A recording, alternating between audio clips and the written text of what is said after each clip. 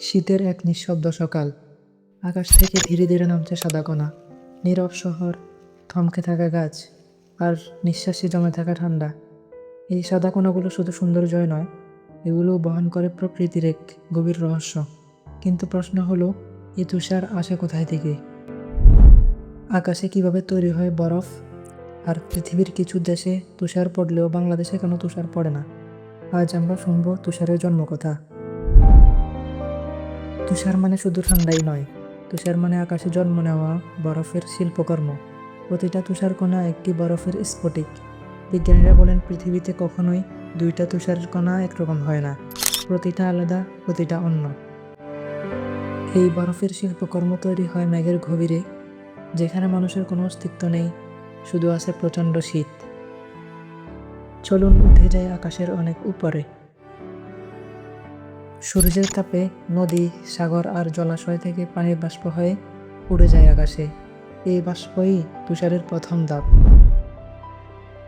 উচ্চ আকাশে মেঘের ভেতরে তাপমাত্রা নেমে যায় শূন্যের অনেক নিচে, 10 অথবা 20, কখনো 40 ডিগ্রি সেলসিয়াসে। এই ঠান্ডায় পানি আর পানি থাকে না, সে রূপ নেয় বরফে। এই ছোট স্ফটিকগুলো একটি আরেকটির সাথে যুক্ত হয়, ধীরে ধীরে বড় হতে থাকে। এভাবেই জন্ম নেয় একটি তুষারকণা। যখন তুষারকণা ভারী হয়ে যায়, যখন মধ্যাকর্ষণের টানে, সে নেমে আসে পৃথিবীর দিকে, নীরবে, ধীরে, অরূপ সৌন্দর্য নিয়ে। এখন আসে আমাদের দেশে। বাংলাদেশ একটি সবুজ নদীমাতৃক উষ্ণ দেশ। বাংলাদেশের অবস্থান ট্রপিক্যাল জোনে।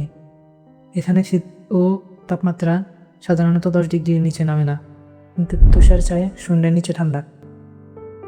বাংলাদেশের আকাশে এমন ঠান্ডা মেঘ তৈরি হয় না যেখানে বরফ জমে, ফলে তুষার তৈরি হওয়ার সুযোগ নেই। বাংলাদেশের বাতাসে আর্দ্রতা খুব বেশি। এই আর্দ্রতা বৃষ্টি এনে দেয়, কিন্তু বরফ নয়। তুষারপাত বেশি হয় উঁচু পাহাড়ি এলাকায়। বাংলাদেশ সমতল ভূমি, তাই তুষারের সাথে আমাদের দূরত্ব অনেক। অনেকে প্রশ্ন করেন জলবায়ুর পরিবর্তনে ফলে কি বাংলাদেশে তুষার পড়বে? বিজ্ঞানীরা বলেছেন সম্ভাবনা প্রায় নেই।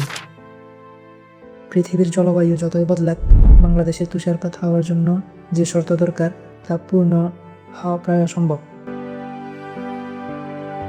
তুষার শুধু শীতের সৌন্দর্য নয়, এটা প্রকৃতির নিখুঁত বিজ্ঞান। মেঘের গভীরে জন্ম নেওয়া এই সাদা কণাগুলো আমাদের শেখায় প্রকৃতির একটা নিখুঁত শিল্পী। বাংলাদেশে তুষার নেই, কিন্তু আছে কুয়াশা, নরম শীত আর শীতের আলাদা এক সৌন্দর্য। এই ছিল তুষারের জন্মকথা।